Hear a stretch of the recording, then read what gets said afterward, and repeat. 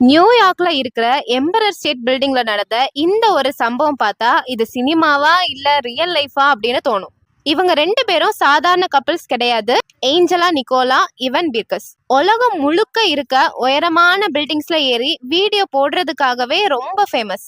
ஆனா இந்த தடவை பண்ணதுதான் வேற லெவல்ல போய்கிட்டு இருக்கு. எம்பரர் ஸ்டேட் பில்டிங்கோட நார்மலா யாருமே போக முடியாத உச்சி பகுதிக்கே ஏறிட்டாங்க. அங்க போய் ஒரு பெரிய பேனரை வச்சிருக்காங்க.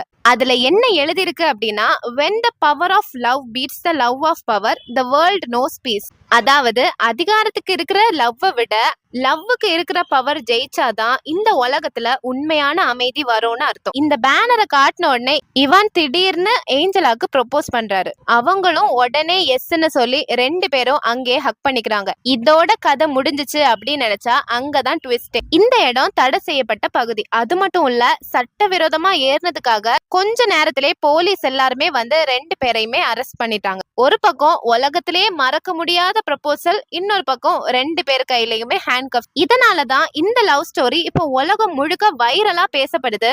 இத பத்தி நீங்க இது வரைக்கும் கேள்விப்பட்டீங்களா? இல்ல இந்த லவ் ஸ்டோரி பத்தி நீங்க என்ன நினைக்கிறீங்கன்னு மறக்காம கீழே கமெண்ட்ஸ்ல ஷேர் பண்ணுங்க. இன்னொரு வீடியோல பார்க்கலாம். பாய்.